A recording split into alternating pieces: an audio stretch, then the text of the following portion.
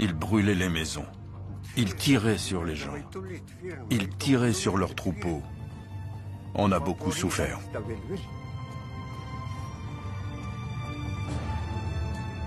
Un journaliste de France Soir raconte.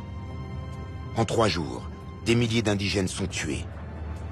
Des prisonniers malgaches sont chargés en avion et lâchés vivants au-dessus des villages dissidents, comme bombes démonstratives. Craignant pour leur vie, les populations abandonnent leurs foyers. C'était dur de vivre dans la forêt. On n'avait rien à manger. C'était affreux. On est resté là pendant 3 semaines. Dans la forêt, nous avons mangé des fruits crus et des rats. Nous avons enduré le froid. Notre peau n'était pas comme aujourd'hui. Elle était pâle et couverte de piqûres de moustiques.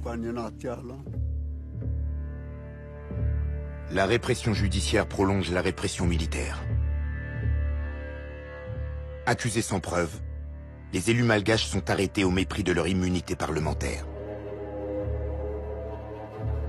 Condamnés à mort ou aux travaux forcés, leurs peines seront finalement commuées en détention à perpétuité.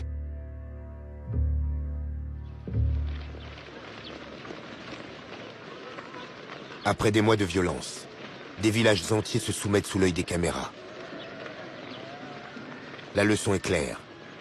Les révoltes contre la France ne l'emportent jamais. On était peu nombreux. On ne pouvait pas gagner. Alors on a hissé le drapeau blanc. Et puis, tout est rentré dans l'ordre. Derniers échos des troubles graves qui ont désolé et ensanglanté Madagascar. En présence de la population du village, attentive et silencieuse, la soumission est acceptée. Un buffle est sacrifié selon les rites immuables de la tradition madécasse. Cérémonie naïve, mais chargée de sens dans un pays primitif où la loi ancestrale a conservé une valeur et une force exceptionnelles.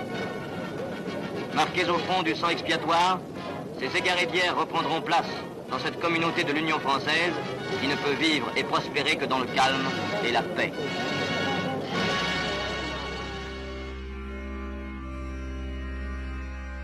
La force et la terreur ont gagné, au prix de plusieurs dizaines de milliers de morts.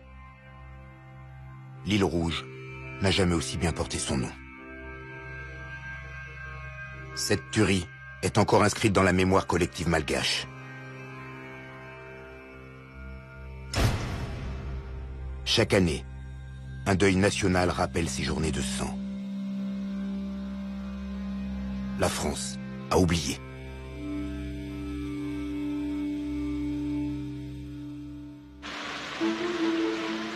Trois semaines après la répression de Madagascar, Paris accueille solennellement le monde entier pour une session de l'ONU.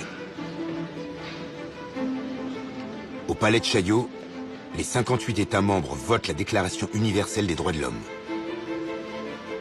Sanglante ironie.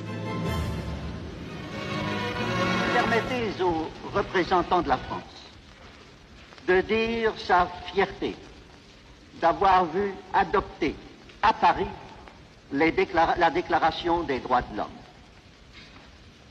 Nous considérons, nous Français, qu'il y a là une espèce d'hommage rendu aux efforts séculaires de l'esprit français dans la recherche d'une paix universelle.